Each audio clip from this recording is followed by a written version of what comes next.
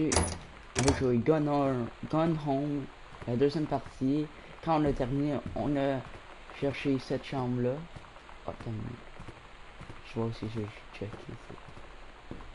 Chambre ici. Parce que je me rappelle plus. Oh, un livre.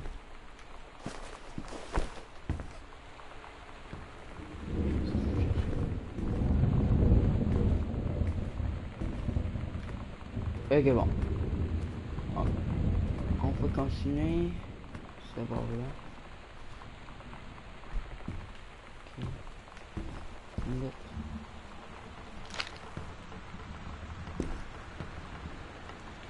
On va aller jusqu'au fond.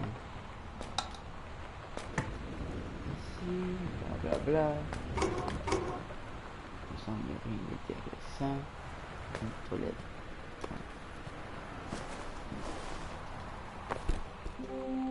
Lonnie brought her hair dye over today.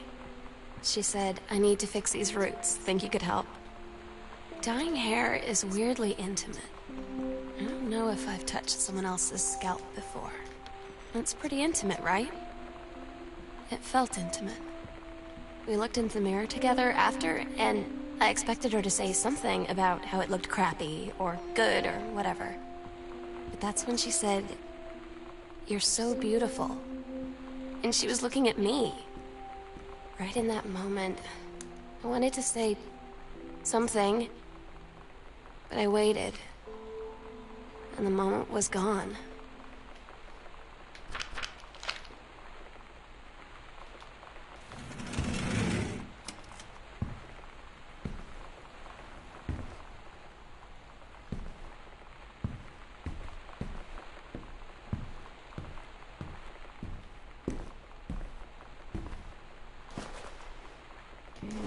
Okay. Oh, yeah.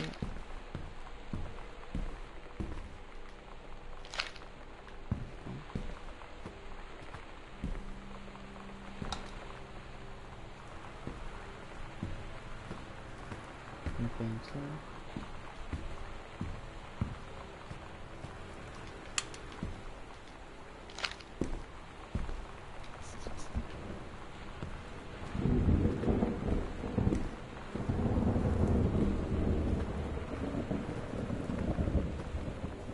Nice frying. Halloween show, we sit. Oh. Sometimes you just have to lie to Mom and Dad. Like when Lonnie asked me to see a band with her and stay over at her friend's place in the city after. That's a lie to Mom and Dad's situation. But it was so worth it. The girls on stage were just so loud and real and awesome. And everybody was moving together like one huge tide of sound. Between two songs, Lonnie leaned over and said, "How do you like your first show?" I was so happy. I felt tears starting in my eyes. And then she up and hugged me. I think she could tell.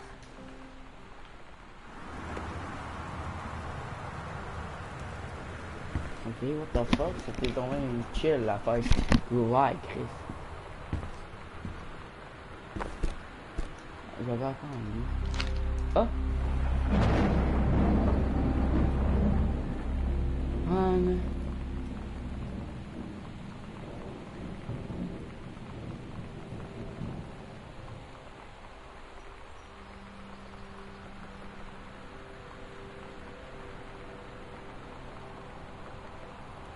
That's it. Can essayer de qu'est-ce qu'il fait.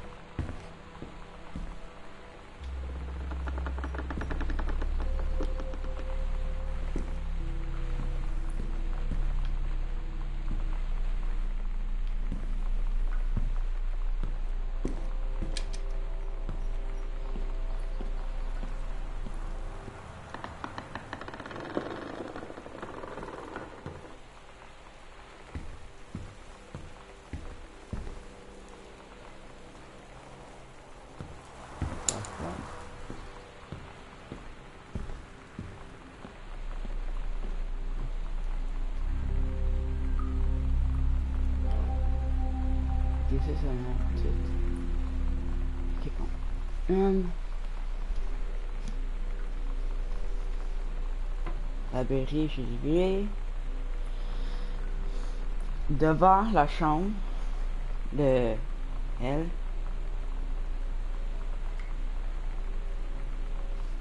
Ok.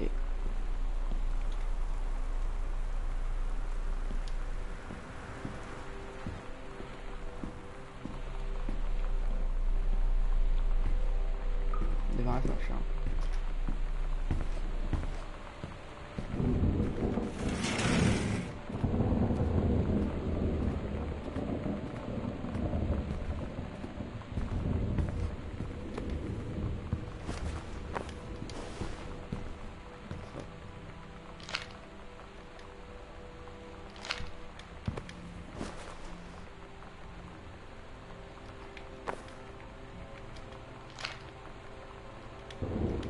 Hello? Arthur, do you want to come back? Ok. C'était où l'autre? La chambre.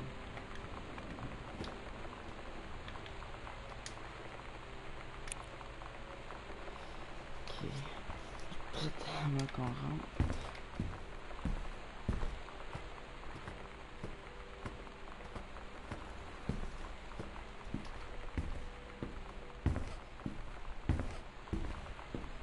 Là.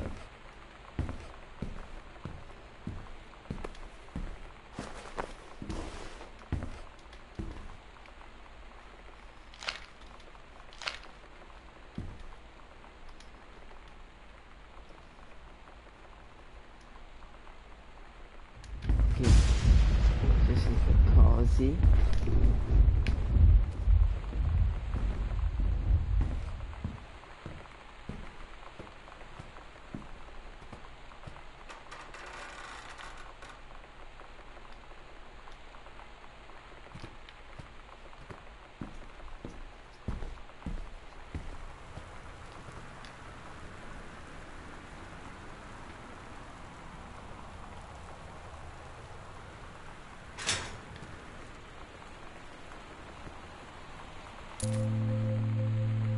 Lonnie came over today. Everything was different. She was sitting at my desk chair, and she wouldn't look at me. Finally, I asked her what was going on. She said she felt like she'd done something wrong that night in the city. Like I must think... But I said no. There was nothing wrong. I just wanted to say... But I couldn't find the words. I felt like I was gonna cry, but I wasn't sad. She got up and sat next to me on the bed. I looked at her. Lonnie, do you think you could ever...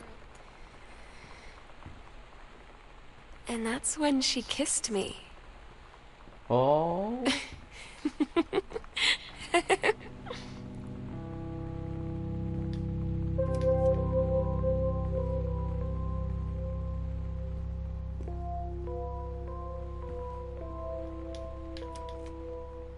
Kiss her.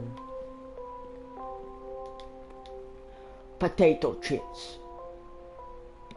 Organic Judy's original potato chips.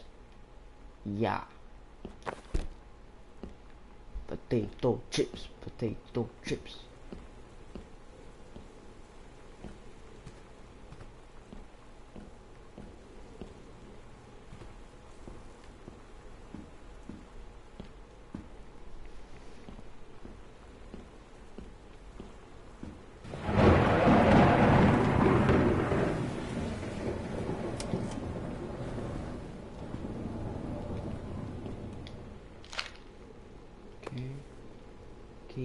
Caitlin. Huh.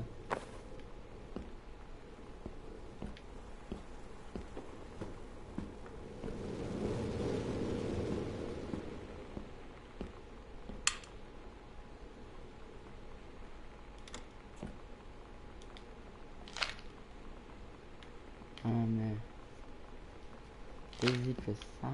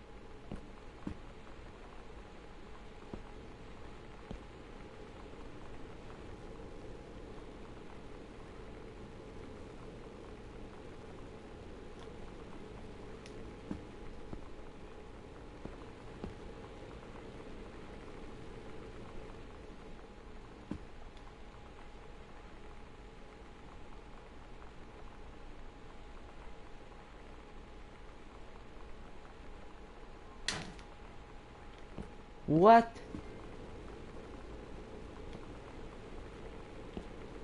Non. Non. C'est pas sérieux.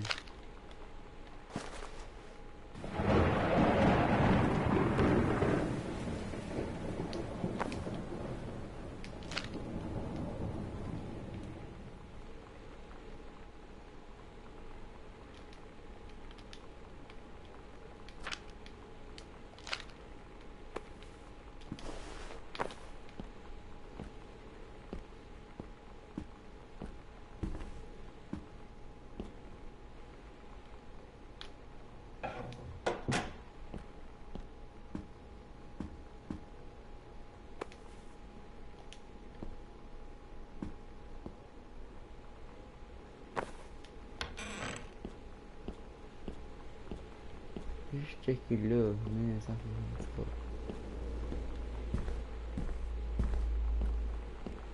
Wow.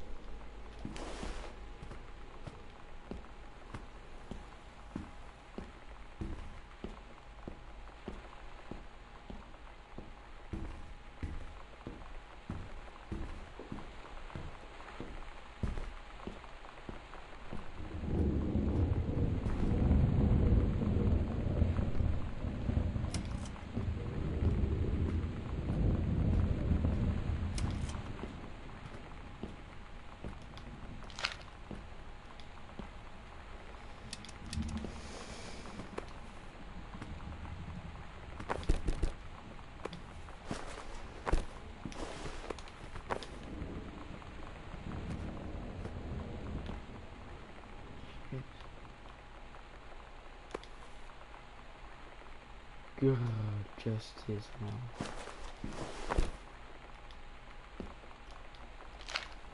Huh? I don't get Lonnie sometimes. Like, her band, and our zine, and her hair, and everything are all anti-authority.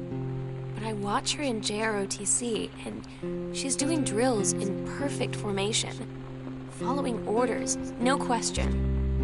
And there's all this stuff in the news about don't ask, don't tell. Like, she's going to join the army and then have to lie about who she is. She said they don't need to know what they don't need to know. Like it was no big deal. This from the girl who trashed her locker to, like, defend my honor. I've learned when to stop arguing, though. I don't think Lonnie even gets Lonnie sometimes.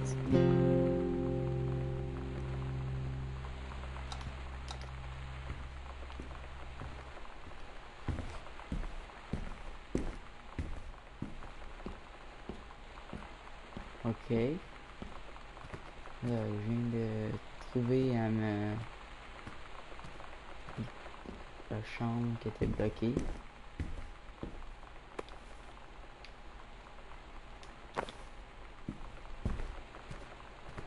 Ouais, c'est cool ça.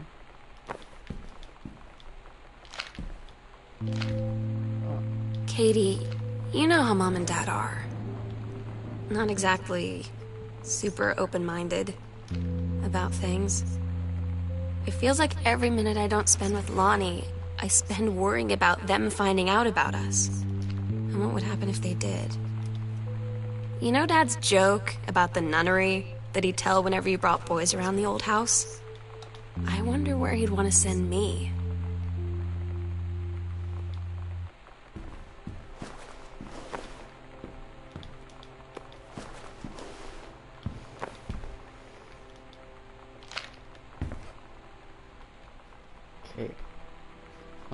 Okay. A nunnery.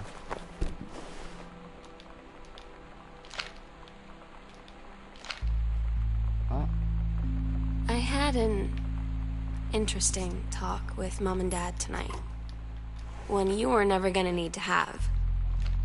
I mean, you've known, right? I've known.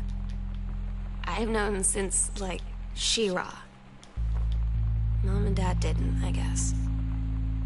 But they saw the zine and the stuff on the locker, and they were like, is there something we should know about you and Lonnie? And so here's the thing. I was prepared for them to be mad, or disappointed, or start crying, or something. But they were just in denial. You're too young to know what you want. You and Lonnie are just good friends. Daniel finally came over to get his game. Oh. I'd been dreading it. But he brought this story with him that I wrote when we were little. I started reading it, and then there I was, crying at the kitchen table. He asked what was wrong, and I was thinking about how we used to be friends, how much I'd taken for granted. But instead, I told him about school, and Dad, and Lonnie. And then how sorry I was that I wasn't his friend anymore. He gave me a hug and said it was going to be okay. For some reason, I almost believed him. C'est terminé, ok. Ça dit, moi, ta mère, c'est mon père qui écrit, moi et ta mère, on va son anniversaire de mariage, 3 jusqu'au 7, fait qu'ils ont laissé 40$ pour la pizza.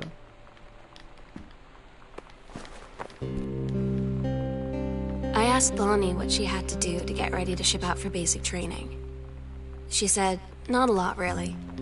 You're not allowed to bring anything with you. You have no possessions, no contact with the outside world while you're in basic. You just train hard every day, and then you deploy from there. So, they'll just send her away. To who knows where.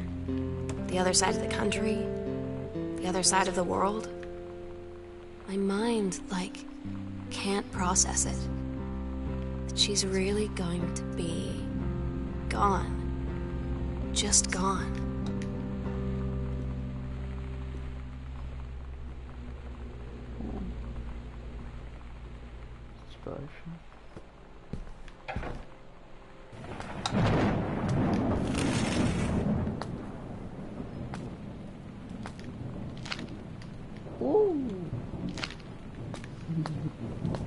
Ça donne faim là. Toilette.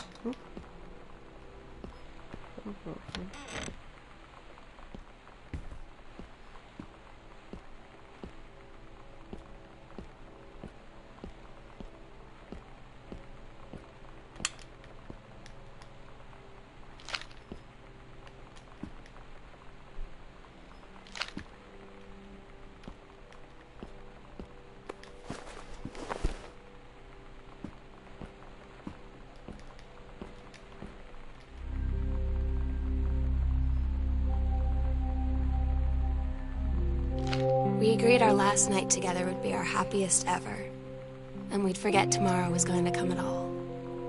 It worked for a while.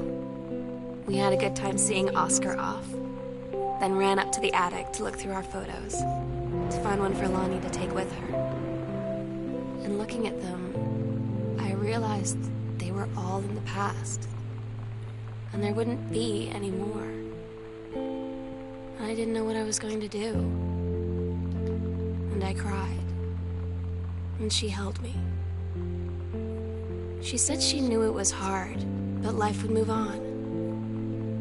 I said I didn't want my life to keep moving without her. That's when she cried too. I was so exhausted. I must have fallen asleep like that, in her arms. In the morning, I woke up, and I was finally alone.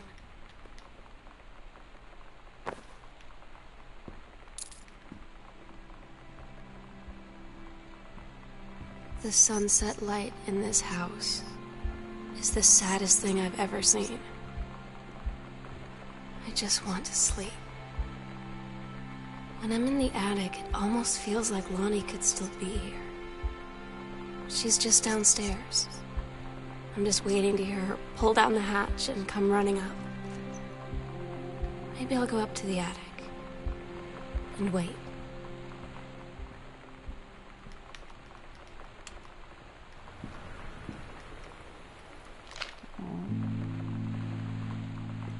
Oh my God.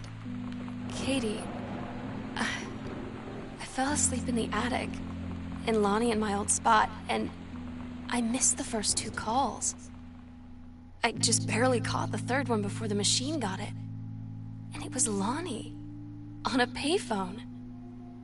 She'd been on the bus to Basic, and she said she couldn't think of anything but me and us, and that she couldn't go through with it, with the army and being apart and all of it.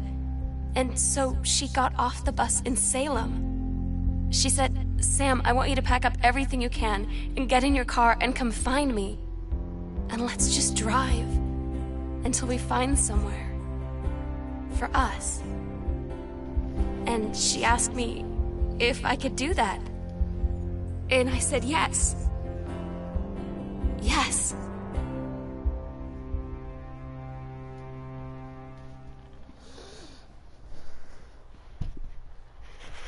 Bon. Katie, I'm so sorry that I can't be there to see you in person, that I can't tell you all this myself. But I hope as you read this journal and you think back, that you'll understand why I had to do what I did. And that you won't be sad, and you won't hate me, and you'll just know that I am where I need to be.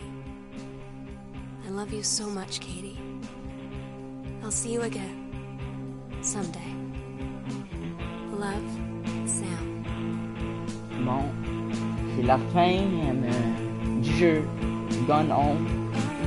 Merci d'avoir écouté. Like et abonnez-vous si vous êtes nouveau. Et à la prochaine.